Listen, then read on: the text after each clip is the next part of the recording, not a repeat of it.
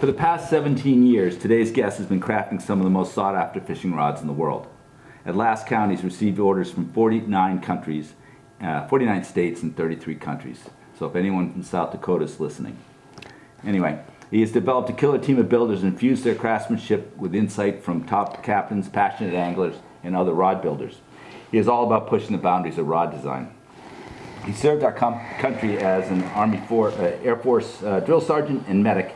He walks the walk with regard to fighting for individual freedoms and free speech. Our shops are only a couple miles apart.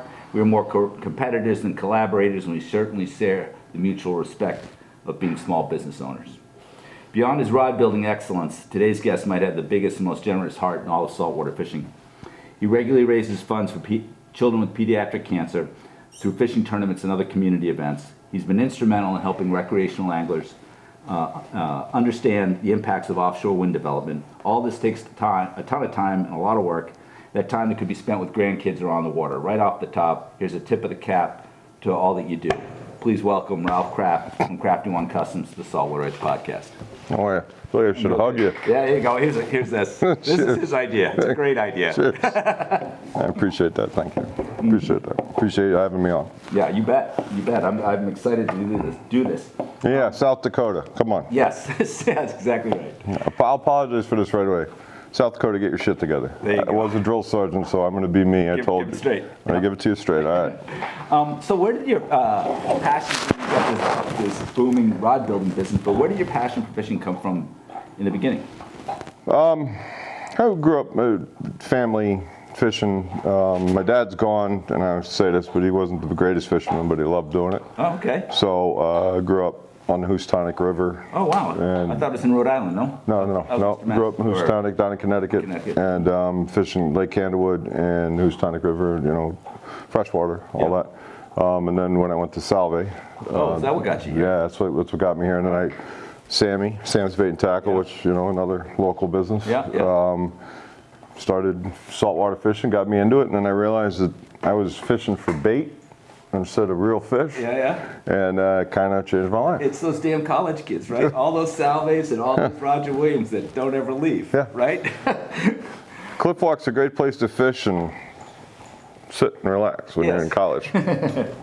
So so from that passion for fishing, that transition from fresh to salt, and I think of you as a really enjoying Bluefin and offshore pelagic. Did you enjoy the striper and everything else? Absolutely, yeah. Tog and tuna, I always say those are my favorite. Yeah. That's what I would have guessed that. But it also sounds like for you, like for me, that fishing has been a through line of your life. In other words, fishing as a kid, and now you have a business in fishing, right? I mean, that was my role too. It was early, and I enjoyed it, and I had other things that I did in some of my distracted years, but I always came back to fishing. Sure. Yeah. You have a deep love for Rhode Island, so is that came out of that Salve experience? It's a beautiful state. Yeah, absolutely. I mean, I think it's part of why you scrap so hard for it. Yeah, I think people don't realize it, or I talked to a friend the other day, when you come over to Sconnet River Bridge, no matter where you're coming from, let's say you took an airplane and you were on vacation somewhere else, but when you come over to Sconnet River Bridge, or you come over to Newport Bridge, and you see, if you don't think you're lucky, or exactly, there might be something wrong with you. Yeah, it's like I live here. Yeah, how cool is that? Exactly. Right. And then what? Just the in nature's water, and which is my favorite. Mountains and things like that, but ocean is all around you. Right. I hear it in the morning. I walk the dog, and the foghorns, or all of it. It just surrounds you, living on an island. Yep. Listen to seagulls. Yep. All of it. Yep.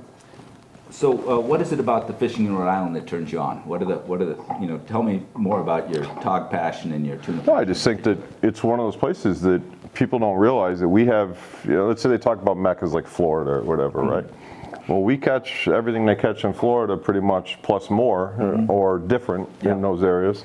And people don't realize it. We're this little slice of heaven, and in some cases we try and protect that and try and protect our waters. But at the same time, there's so many different species of fish here. There's so many different rabbit holes you can go down. Sure, and keep going, and but then also, like, you know, memories, things you can do that, you know, people that come here and maybe they, you know, largemouth bass fishing, but then they catch a 40-pound striper, or they catch multiple 30-pound stripers, and they just never go bass fishing. They just, it kind of ruins it for them a little bit. But we're very lucky. I think the other thing is, as you started to say that, I was thinking how one of the things about fishing for me is it marks time. In other words, it's March. I went yesterday. It was a sunny day. It was casting practice, but I was happy to be out there. But you're going to catch that first fish of the year in the next couple of weeks. And I always kind of look back on what all that's happened since the last time I caught the first fish of the year. You know, it marks time too. You know what I mean? The seasons, the fact that they change. You know, and tog is something that I've become more interested in. But my neighbor and I can walk into town and I see so many trucks in the fall. Rod racks, all of it, that are staying at that Newport Harbor Hotel, and all ready to jump on with Robbie or BJ or anybody. Jersey and everywhere else. It's crazy. But also I point to the tog is one of the real forward-thinking things that we did do. You know, we put in some regulations to help. Do you want to talk through what that was? I mean, well, it's just protecting the future of it. I mean, you talk about your personal lineage, your personal walkthrough in life with fishing. Well, if you have any respect for it, you want that to be there for generations after us. Absolutely. So tog is a slow-growing fish that we've learned a lot about, that, you know, I've learned a lot about. And so that's one of the things we're trying to protect. It's one of the many things. We don't want to lose them. Like any other species, we want these for my grandchildren. I've got 2 grandchildren now. I want them to have the experience, the joy. Yeah, and remember Grandpa. Yeah, exactly right. Yes, I used to do this. You know, you ask people why they fish. It's very interesting. You ask people why they fish. Ask 10 people why they fish. You're going to get 12 answers. I mean, with my father, to get away from my kids, to be with my kids. You know what I mean? To create a memory. It's all these things that don't really involve, you know, grip and grin. You know what I mean? It's all the it's the walk. Exactly. The other aspects of it. You know, the tog, you said slow growing, but also returns to a general piece of habitat, right? So you can outfish it, right? You can definitely wipe it out, and that's one of the concerns we have right now, and at least I have. I don't want to speak for anybody else. Is that we do have that influx from other states and people that are realizing what we do have here, and trying to protect that, because there's a reason they're coming here, is because they've wiped out what they've had in irresponsible fishing, and that's a broad brush. So I agree. Too bad, you know, if you don't agree with me, too bad. But that's what we're trying to protect. It's a thoughtful way. There's never been more anglers.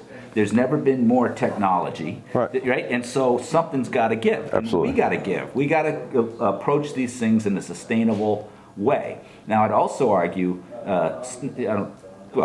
maybe we are selfish, but I mean, we have to, because it's, you know, people buy rods and reels. Well, that's what I was going to say. The devil buy golf clubs if we're not careful. Right, and that, you know, that's the actual devil's advocate side of it. People say, "Oh, well, you're making money." You're just okay. Well, you're right. We are making money, and I'm lucky enough to be in a business that I'm making money in something that I really, really love and I enjoy. But that's really not my main reason. That's really not my main reason for being in this business. Right. This is just one more tool in life to try and, it sounds really ridiculous, but make the world a better place. It doesn't sound ridiculous. I tell you, one of the things I feel strongly about, and one of the things I'm proudest of here, is I really feel like fishing, or a passion for something, we're sharing, you know, fishing. Right. It breaks down economic barriers, it breaks down race, because you share something, and you see the other guy, and the other guy sees you. You know, I got stories to kind of back it up, but in there, it's really one of the most gratifying aspects of it. Well, and because we've known each other for a while. But going into, we were talking about this before we started, the military side of this, right? My wife and I served, and we firmly believe we served so that everyone can have a choice in the United States to believe what they want to believe. And I say it jokingly, but I don't. As long as you're not walking in with a bomb vest somewhere and blowing people up, I'm pretty cool with your religion, pretty cool with who you are, all across the board. Yeah. All right. You know, that's your choice. Who you vote for, what you do, you know.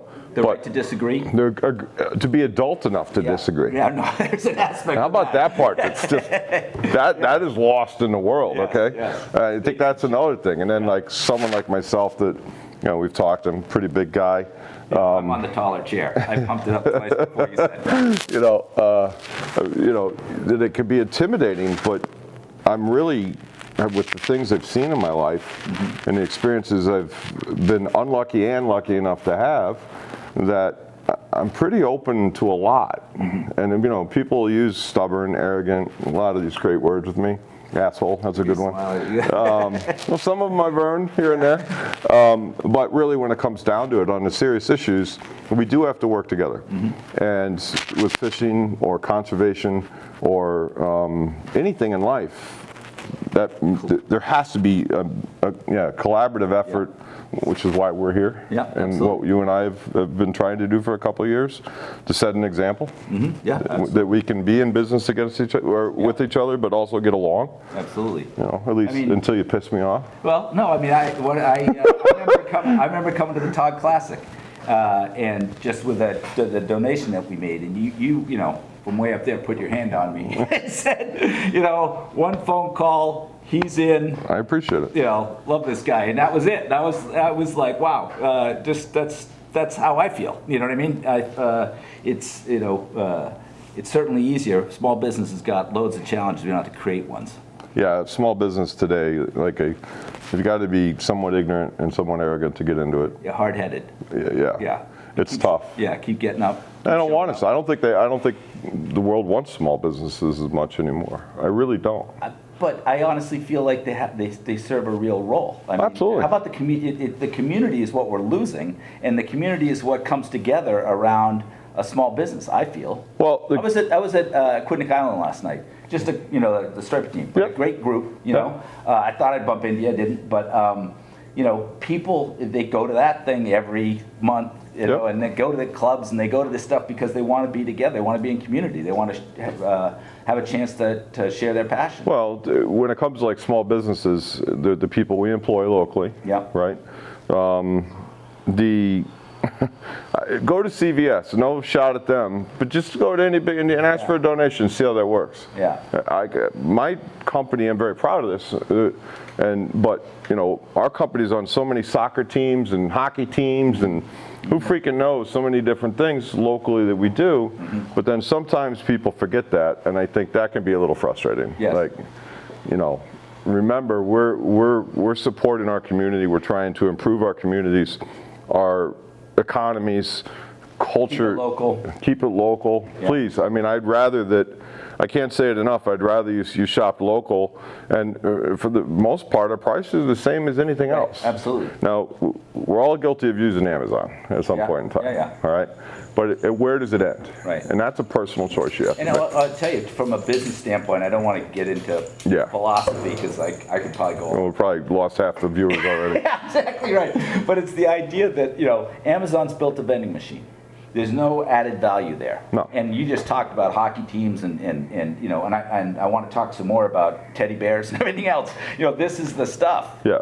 Right? And it has to be, not it has to be supported, but if people recognize that in the value of their money, they vote with their dollars. You know what I mean? And so, to me, I think that's the kind of thing you just described. What happens at CVS and big box, none of it, and you won't actually get the expertise in a lot of cases. Right, either. exactly. I mean, that's a broad brush, but for the that's like I like to joke that we're the little shop that could. When it comes to tuna fishing or these different things, we try to, whether it be rigging or whatever, we try and teach and educate so that you purchase, you understand why you're spending money. Right, and you have to improve your experience on the water. Right, and then you enjoy. That's actually. That's actually why I do what I do. Yeah. I prefer to do that, believe it or not. It sounds absolutely crazy. I joke that I used to be the soldier, and now I build the weapons for the soldiers. Yeah. And I like that. Yeah. I like that I'm helping people, and then I'm living vicariously through their dreams and watching these people grow. In advance, yeah. It's awesome. Absolutely. It's awesome. I think there's an aspect of that people come and, if you're not curious, some people come in here, or maybe your place too, and like they want to know what to do and where to go, and you'll help them a little bit, but honestly, if they're not curious, they're going to suck at it anyway. Right. Right. So if they're curious, though, they could be, involved with your business for 20 years. Yep. Right. So try to help. Yeah. If you come in and you're humble, we're going to help you. If you come in and you know what you're doing, then fine. Yeah. And so the idea of Amazon, I think for one of the things is if I think of some of an advanced fisherman who might lose an item, drop their Van Stall in the ocean. They already know which one they want. Sure. And it's a replacement. Right. That's different than all the other stuff that goes into the services that a company like yours and mine provide. Selection, what item, what line, all this other stuff. I'd still rather they went to you to get the Van Stall. Good job. It's true though. Yeah, absolutely. I mean, why are we doing it? What's the other reason for that? I mean, you still probably with Van Stalls, you're the ones that probably send them in that direction. Yeah. And so don't go there and do that for a quick replacement. Go back to the place that helped you. Got you started. Yeah. Appreciate that. Absolutely. So I know you did a Prince Edward Island bluefin trip. You and Eric Thomas. Multiple years. Yep. Okay, yeah, multiple years. Good. Yep. So I'd like to hear about that one, and then are any other bucket list trips that you're excited about? Well, the PEI, we go up there, and that's where we test the rods we built. So that's the big thing up there. Go try and break them. Go see. Yeah, what absolutely. the limits are. Oh yeah, they call it. I remember the videos. It's like you basically held whatever the bait was, mackerel or something, and they came up and ate right out of your hand. Pretty much. Well, yeah, it is pretty much that. And then you'll see 1,000-pound fish left and right. It's unbelievable. It's fish. It's goldfish. Mm-hmm. But when you're trying to test rods, that's the place.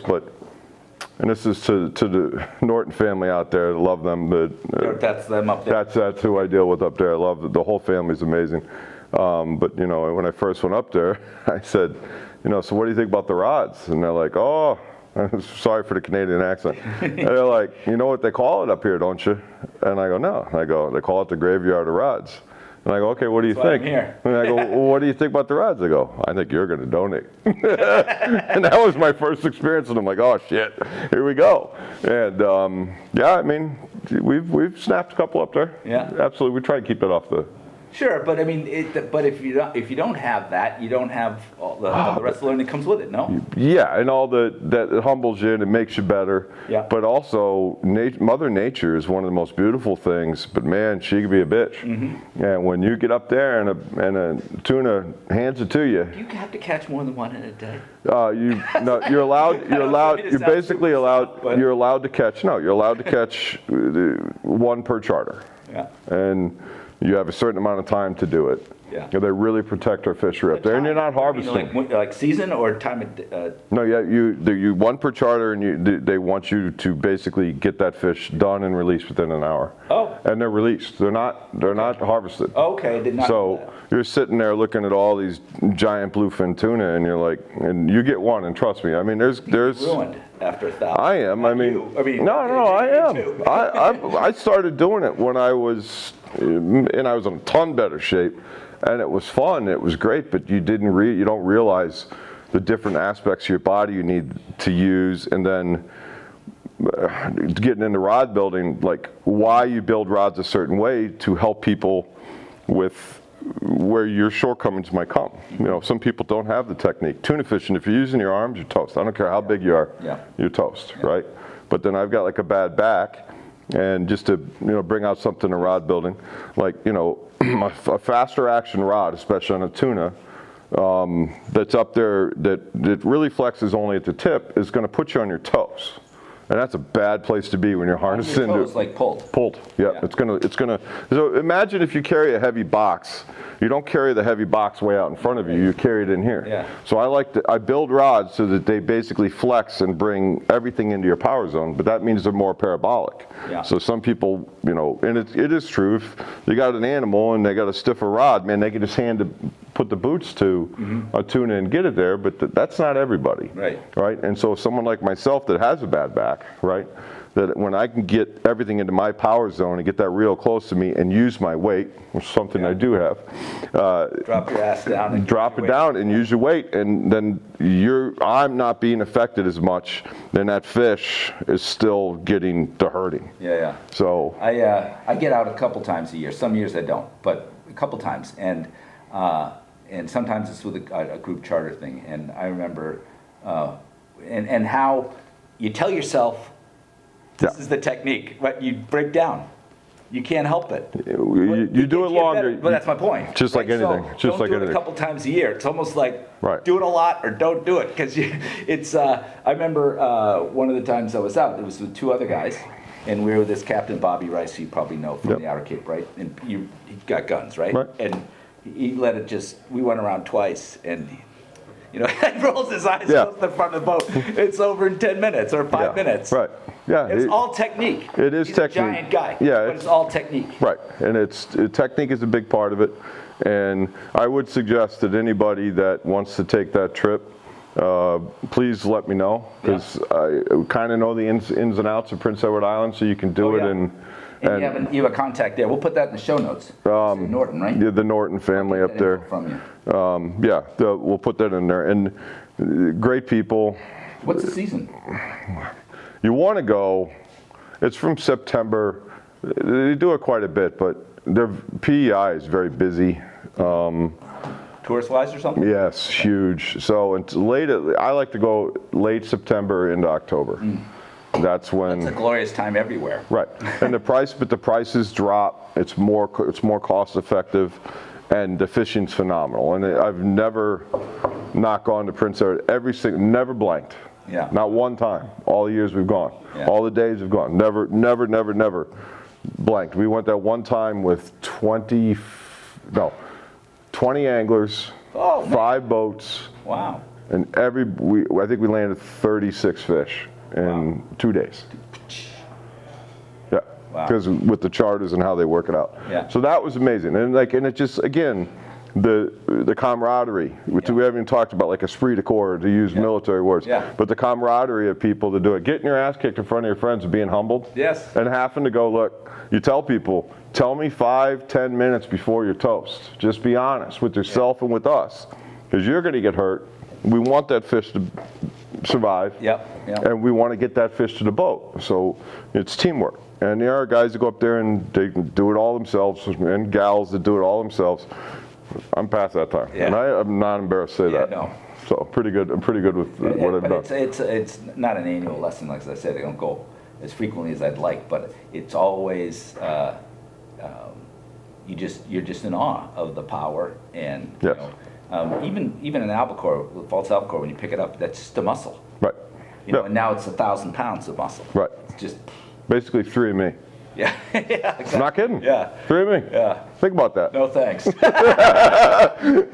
I mean, maybe a little bit more muscle on that one, but yeah. But the thing as we transition here to rod building, the note I wrote myself is solves the problem. Because we were talking about my shitty technique, and you're saying how what you got to do, and how you build rods to move that fulcrum. I think that's the term you use, or whatever gets it. Right. So more of your physical ability is used efficiently. Right. I mean, it's in a way a lot of people. It just depends on what you like. Some guys will want a faster action rod, and that's the other thing about it. As you learn, you decide what you want. Mm-hmm. I prefer more parabolic rods. I like rods that bend more. It's more fun to me, but also it is actually in a weird way less sporting, because basically you have all these different points, right? You got where you're tied with your hook. You've got the strength of your hook. You've got your knots. You've got everything to the reel. Everything, right? Everything that all together, right? Plus to include the knucklehead operator in charge. Yeah, right. So when a rod's more flexible, it's going to put less strain on everything. But if you're using the rod appropriately, you're still putting that same amount of pressure on that fish. Right. But it's going to give you more of an opportunity to not make a mistake. And for instance, a big mistake people make with striper is that they allow that rod to return to neutral, and then it's gone. Mm-hmm. The cows will see you later. Thanks for playing. Have a good day. When you have a nice flexible rod, and you just keep it up and you fight them. The big head shake on a striper, for instance, they can't cover this amount of space to get that to return to neutral. Do you understand what I'm saying? No, I just you said it. I just had an aha moment. Okay, I get that. So you're that's kind of part of the reason. You're still landing those fish. We've landed these fish on the smallest, lightest gear. I remember with BJ, and I talk about Captain BJ Sylvia. Yep. I got my first 50 with him, and I brought this absolutely little, it was a Shimano Toscata rod, which is just this limp. And a Avid SXJ, I'll never forget it. And he's like, what the fuck are you doing? No, and I'm like, and I got my first 50, and he's like, you're not going to get anything. We're eeling at block. He couldn't believe it. But it was all pressure. So you might be fighting here with a stiffer rod. I'm just holding the rod up here. Right. Absorbing everything. Yeah. I mean, it's the same principle. I think it applies to the fly rod, where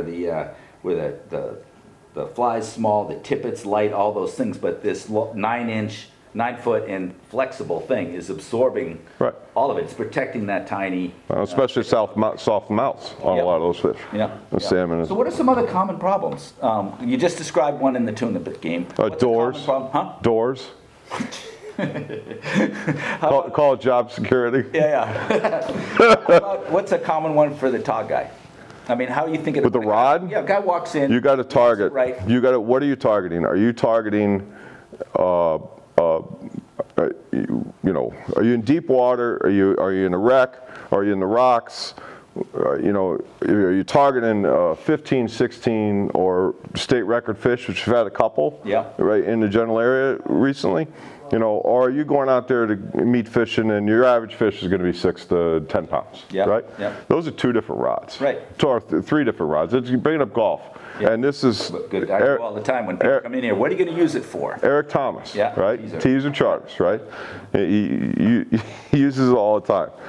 You don't golf with one golf club, right? So there are different... You could, but you'd suck. have a huge score. No, you suck. Yeah. Right. Exactly. So there are certain areas, you don't need the world, but there are certain areas. So, and then it comes down to, like, I prefer a shorter rod to fish with tog. Some people like a longer rod, but then opposite, when you fluke, most people prefer to have a longer, lighter rod, and I really don't like fluking. Yeah. And it's partially because I'm not good at it, but I've just never been. I love to eat it. Yeah. But that's just it. Are we trying to rip and get those fish? And here's another thing. Let's talk about rod building. Yes, please. Left-handed, right-handed conventional reels. Okay. Yeah. It blows my mind of people that grew up here or fished their whole lives when you explain to them, because all we had were right-handed conventionals, right? The longest time, yeah. It's all we had, right? Well, you explain to them, because do you set the hook with your right arm? I do. So I'm always setting the hook and switching over. Mm-hmm. Well, with the tog, right, problem with that is when you set and you go to move, that fish is going down.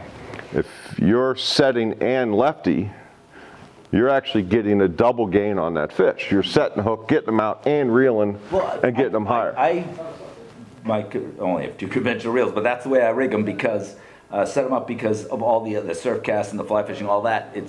This is my fish fighting, and this is my crank fast, right? And exactly. So I wouldn't. I mean, it's like you use the spinning rods. Yeah. So why the world didn't put that common sense together that we do it this way, and then we go the other way. Yeah. Although I can't stand not to be certain captains, he knows who he's out there that has a spinning reel on the right. I just want to throw everything overboard. It drives me crazy. There's some rod building, I don't know. I don't know if they'd be formulas, if you will, or practice. Like I'm thinking of like acid wrap as one. And if you could break down a couple of the common ones and when they really apply, because when we started talking about rod building, you said, what are you going to use it for? And we have people that come in here not as specifically knowing what they want, right? Sure. And before they like, I need to get a tog rod for something. Or I'm on a budget and I need an all-purpose rod. Yeah, no, exactly. That's an honest answer, but I think too often they want to play golf with one club, back to teaser, right? And I think it's important to maybe think, what are you going to use it for 70% of the time? Sure. And optimize for that. Right. And then, and so what are some attributes that you think are or when do you suggest it might be a good idea to consider acid wrap or I think acid wrap, period. Many of our tuna rods are acid wrap. Oh, no kidding. All right, so acid wrap's been around forever. Yes. It makes sense to me. It makes a ton of sense, and I'll give you on it. Yeah, right. Thank you. But one thing we're talking about left-handed reels. Remember that an acid wrapped rod should acid wrap or spiral wrap away from the handle. Okay. Okay. So matter of fact, I do not think there is a single left-handed that I know of non-custom rod on the market that's left-handed acid wrap. Okay. However, being who we are, you buy the rod and we switch it over for you. You just gotta have it, leave it with us a couple of days. No big deal, right? Yeah. But that's one aspect of it with acid wrap. But the other part of acid wrap too is just like a spinning rod. And we should tell everybody what acid wrap is because we. Yeah, it's when the guides. It's on a conventional rod when the guides start on top and then they roll down to the bottom. And then a lot of people look at it and think that they miss the line. Well, that I was drinking while we were building rods, which is probably true, but that's not a mistake, right? Yeah. That's the way it's intentional. It's intentionally done that way. So you have your spinning rods. All the guides are on the bottom, right? Well, the thing with an acid wrap rod, there's only one downfall to it, in my opinion, and that is if you're actually old school casting. But how many people conventionally cast now? The surf, it's just that's OG. Yeah. That's really a lost art. Yeah. So, but it will, because of the way that acid wraps, there will be more. I can't think of the word right now, but the line's going to hit right, and it's going to cut down on the cast. But you can still do it. But that's the only downfall to it. Mm-hmm. But a rod, in my opinion, a fishing rod should be pulled down from the bottom. Anytime that you come off the top, and let's just say an angler moves to the side or it's a rough day on the water, and that rod starts to pull over and go like this, well, that's when a rod can just fail. And that's when everything can just come. It would lose its power. Well, you can do that, but then so the rod's up top, all the guides are up top, and then it's over, and then the rod's starting to roll, and then you're basically turning that rod into an acid wrap. The next thing you know, it's a two-piece rod. It's because it's been twisted. It's been twisted, right? So when you take it away from that, then you have everything coming off the bottom of the rod. You're alleviating that completely. Mm-hmm. The other thing, especially if jigging in our area here, sea bass, whatever the species is, right? Mm-hmm. Jigging. How many people have looped the tip of their rod with the line? The line, right. Well, now it just goes right off top of the line, right off the top while it's acid wrapped, okay? So you don't have that issue, right? I think it makes the rod, potentially gives it more strength coming from the bottom, again with that. This has to do with the spline, right? Or spleen. Well, spline. Well, no, spleen. But yeah. But spline is, everybody says different things. I love it. Right. But basically a rod is built. There is a way that a rod likes to bend. So when someone brings in an old lammy, mm-hmm. and and I always joke with them, it's like, oh, I want to do this and I want to update the guides. And I'm like, well, to do it appropriately, we should probably add a couple extra guides. But grandma's been bent like this, and you could see it from hanging it, wherever it's been hanging. Yeah. I don't want to do that. We're going to put the guides right back, even though the technology's advanced. Yeah, the rod's grandma's spine is a certain way, and let's have respect for it and keep it that way. So, rods themselves too. And one thing that I think's amazing to me is how much money people spend on a reel, mm-hmm. on every aspect of fishing, and boats, and everything, gas, bait, and rods are like the lowest thing on the. And I've just never understood that. Mm-hmm. Because it's all part of it. Yeah. Well, no, but it also is a great facilitator. I mean, it's how you pull it all together, right? I mean, I do a talk on I call it's strategy before tactics. There's so much how in fishing, how to fish a boulder field, or how to this or how to that, but the why. There's hardly any why out there. And I've had this fortune of doing probably my 41st or 2nd podcast. I've talked to the very best anglers around, and I'm realizing that I've heard it all, and I can I went through them and I kind of sifted out some of the common threads. Right. There's only like 4 or 5 that are literally the strategy that precedes the tactics, right? And so And one of them is as simple as can be. And when I do the talk, I go, how many of you guys, there's 50 people out there, right? How many of you guys own a hook sharpener? And like 40 people raise their hand. How many of you used it last year? And everyone's like looking at their shoes. No one does. Don't you think Can't find it? Starts with a sharp hook. You can't right? find it, right? Yeah. Exactly. It's like that simple. So Yeah. we get in our own way sometimes. Yeah, And absolutely. You're right. The rod's like absolutely, and I think to me, it might be one of the more pleasant aspects of it, in the sense that when you don't catch fish the whole. I don't. Okay, I catch fish the whole time, but I enjoy the hell out of casting. You know Yep. what I mean? As like whether I'm trying to land a pencil, in a boulder field or something like Yep. that, or I'm trying to land a fly somewhere. It's the tool as much as anything else. I think that Well, and accomplishes that. accuracy, which comes down to how you guide a rod, what reel you're putting on a rod. See, a lot of people, nothing against Shimano, Daiwa, to Yep. Penn, the big names, right? Yep. But they make the best rods, but they don't make the best rod for you. You can't tell me that G. Loomis or Shimano or any of these people make this rod, the weight of it, they go, well, what if you take respectfully, you take a Van Staal and a Stratic. Everything on the back, yeah. That's so ridiculous. Like, the things like that, I just completely cut out. Yeah. And, and I've had rod builders that argue with me on this. Sure. And that's okay. Again, agree to disagree. Yeah. I'm doing okay, so I think we'll keep with what we're doing is working. I totally subscribe to your philosophy. Oh. It's like and the rod, to me, brings a bunch of pleasure to it. So I know some of your businesses, like some people, they're obviously fishing tools and they are weapons, as you said. But you get some, and other rod builders too, big orders for like big boats that are color coordinated and the whole nine. I think that level of detail would flip me out. It's incredibly stressful. Couldn't do it. It's incredibly stressful. Incredibly stressful. Can you rip on one? Just tell us. I can tell you that. I can tell you that I would flip out. over 20-something years that I've been doing this, one of the biggest sets we ever had. So the biggest sale, I'll say this out there, right? Sure. Nuts and bolts, line, reels, everything, outfit in the boat was $88,000. Yeah, great. Yeah, it also took 8 years off my life. But when we went to do it and everything we did, Wow. what we didn't realize is that you buy the thread and all these bulk spools of thread to do everything. Well, some of those lots of thread, Are slightly different. so when you flex coat them, we found out that They take on a slightly different color. yeah, and we're like, well, shit, where do we go from here? Because they can't give this to a customer when they're No, and you ordered the same thing. It just lots. It was just, it was dye dipped lots. differently. Yeah. Absolutely. So things like that you learn as a rod builder, pitfalls to stay away from.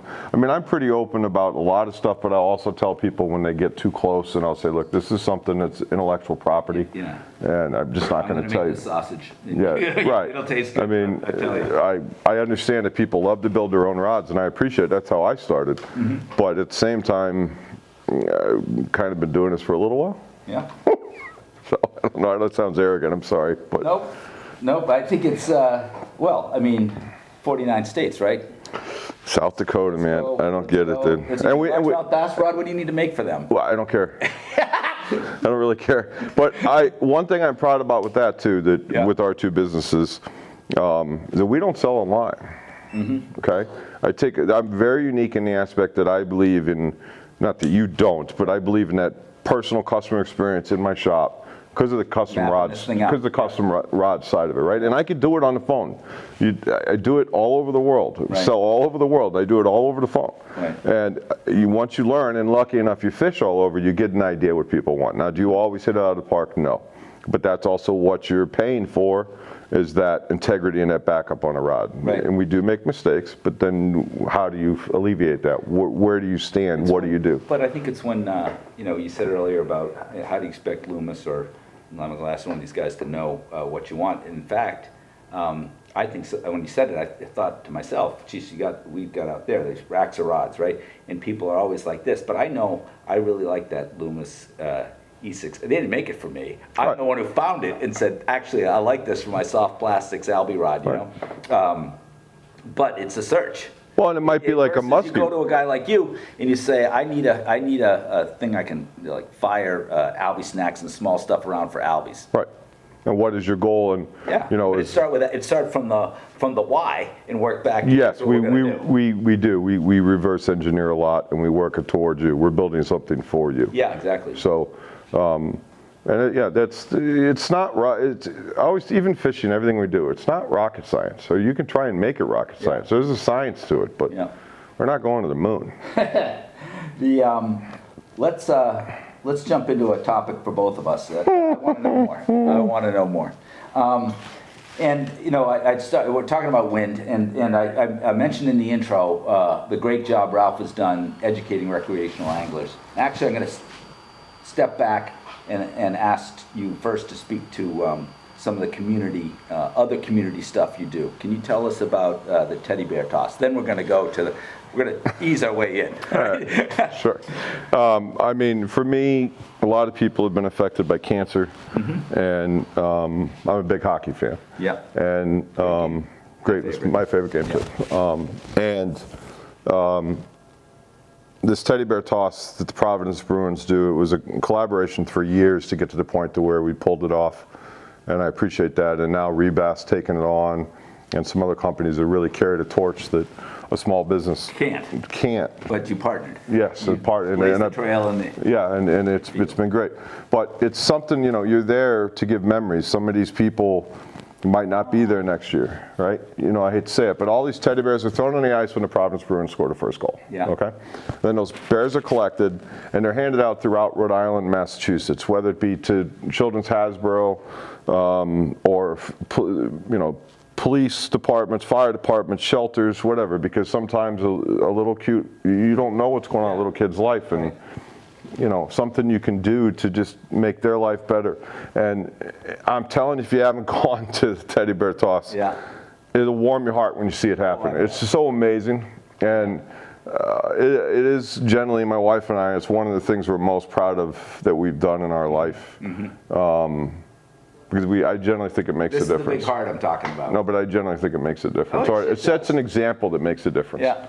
How's that? Not from our standpoint, but from the visual of what you see. Yeah. Which, because they rain down. Well, it's an experience. It's just last weekend, wasn't it, or 2 weekends ago? Yes, right. I watched the video you posted, or somebody posted. It was great, and you know.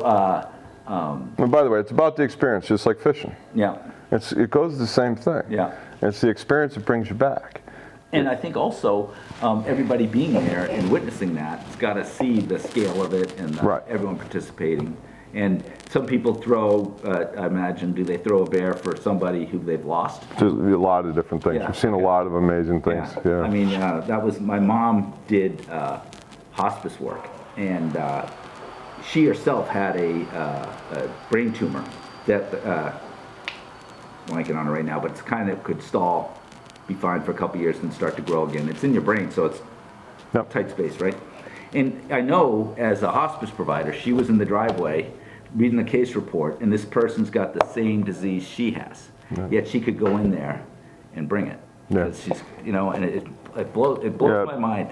And so God bless you there. No. And I know it's your good buddy Mike, right? Yeah. That's part of that. What got you into it, or got me in the rod building? No, got you into the Three Angels or something? Well, no. Well, yes, we Three Angels. We partnered with Three Angels on quite a few things, but we started out with Gabe's Got This, and That's what I was thinking. That's Mike's. Okay. One of my best friend's son passed away. I'll just leave it at that. I don't want to. And he's in the fish community, and you know, and you want to talk about. Like you want to talk about, like, you know, his son asked me to build him a rod after his son was gone. Yeah, wow. You know, like, you can build for a professional athlete or something, but when a 12-year-old boy, you know, come on. Yeah. Like, there's no greater. That's why I love what I do. Yeah. Like, those are the things that people don't see. Yeah, and it just only because you brought that up. Yeah, no, it's great, and the experiences that you give. Or you're part of, help give. Yeah. You know, you need a fish to help to give it to. Yeah. Well, God bless you. And captains and whatever, or shoreline, whatever it is. Yeah. So I mean, I think I wanted people to know, because I think, you know, you run a great business and you're known in the fishing community, but I see all that you do with Portsmouth and cancer and other things that are outside of that, and I'm like, I know as a small business owner, I put a lot of time into the ASGA stuff that I do, and it comes at expense of other things you could do.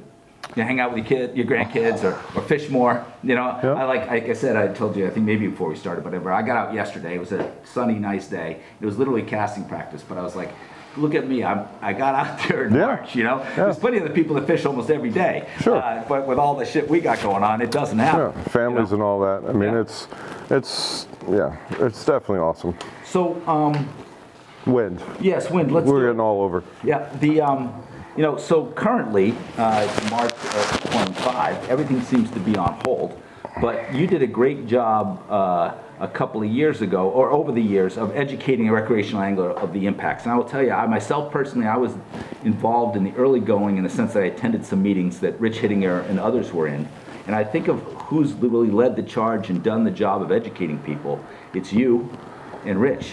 There's an awful lot that we didn't know in the beginning. That didn't seem to be. And the two things I thought of in preparing to talk to you specifically about this was, first, you had those 5 at Block Island. And the scale of them and the height of them, it's an absolute, blew your mind.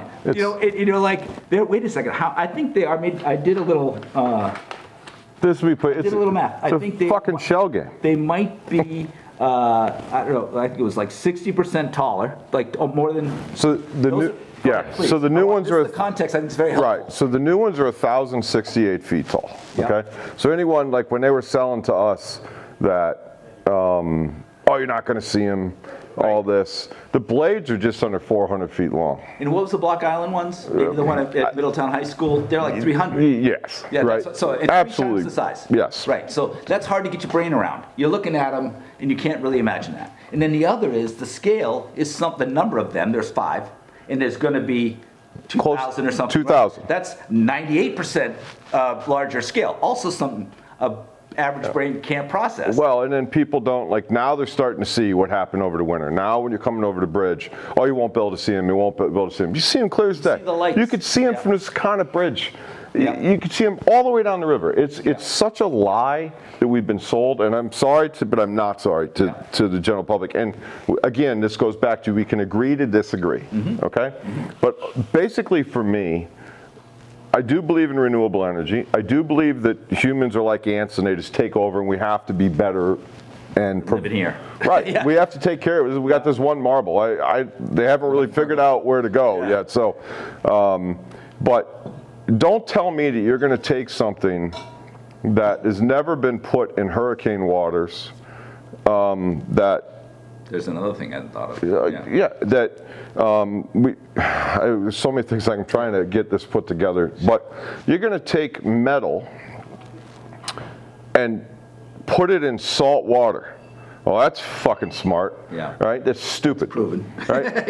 and all these things that they'll say, and not only that, in our government, trying to keep this not political, but a lot of these things didn't come from jobs here. We brought the rock in from Canada. I heard that. They're saying this stuff's green. It's coming over on tankers. We had the one blade blow up, and it caused quite a bit of it ended stir. Up everywhere too. It was like on Nantucket. It was here. It was everywhere. Yeah. It was everywhere.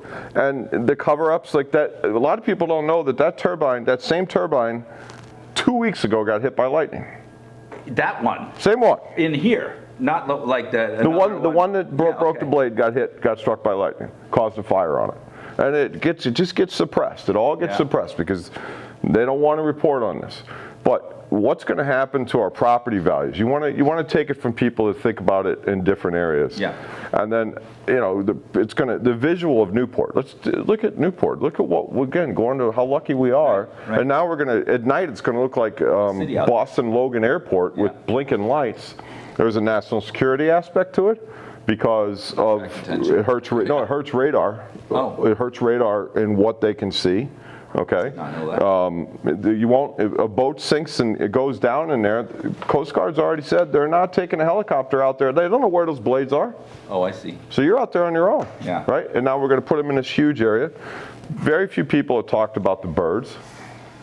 and the bird kill. And if you They're just flying into them. flying in, getting struck by them, different things like that. We talk about the whales. Whales is always the big thing, right? But it's been turned It's up and down the ecosystem. It starts with a little. yeah. And by the way, it's not all bad. I just think taking it and putting it in the ocean is stupid. Yeah. Why aren't we trying this? We're saying we don't have the land. Oh, great. Well, let's industrialize the ocean. Let's kill. We're going to have energy, but Well, it just seems like a very inefficient place to actually pull it off. Well, which would like you building? The preparing the bottom of the ocean 2,000 times. Well, which would you rather have, energy or food? Yeah, food. All right.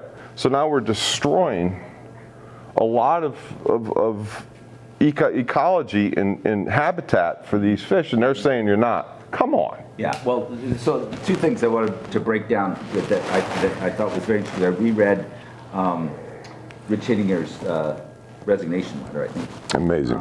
Yeah, I mean, and Really. that guy was there at the get-go. He's one of the smartest guys I know, one of the most, I don't know if fair is the right word, but Intelligent. thorough. Yeah. Intelligent, thorough, yes.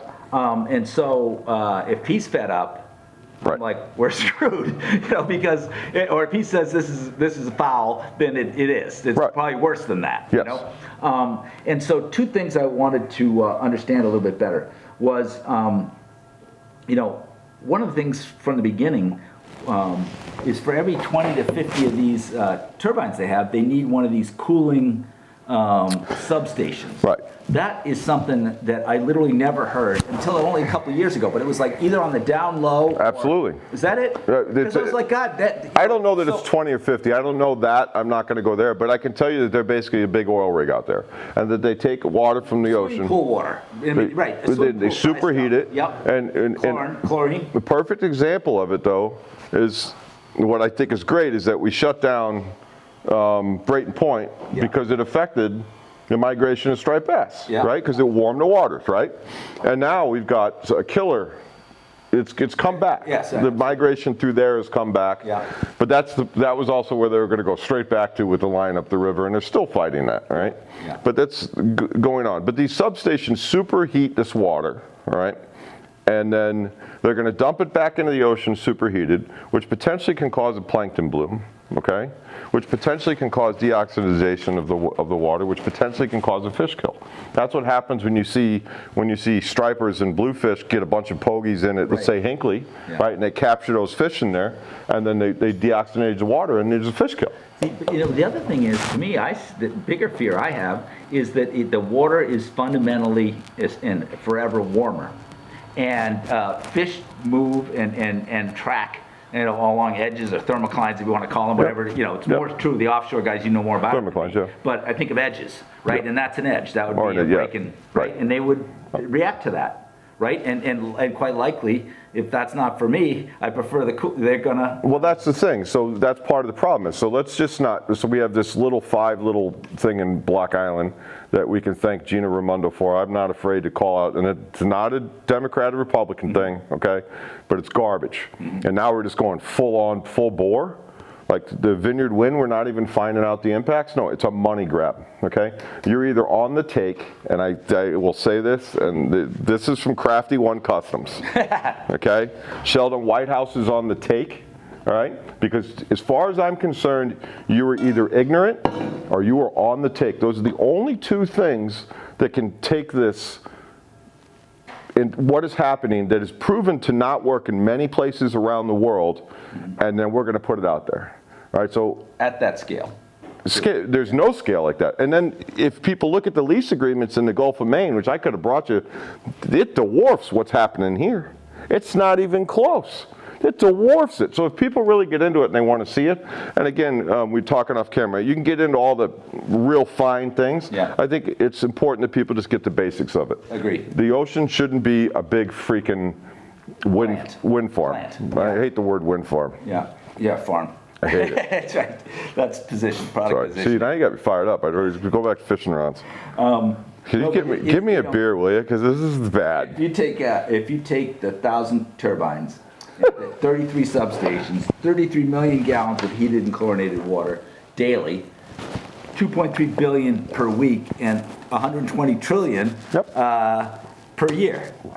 That's not good. Not going to affect anything, right? Yeah, no, and I just think, like I said about edges, for me, I was like, wait a second, even, it's not low, it over time will, you know. What happens to striped bass in the summer, though, when the water warms up? Yeah, they go deep or they go away. Or they go away. Yeah. So, you know, it's like me. I don't like the heat. I go into the air conditioner. I like the cooler air.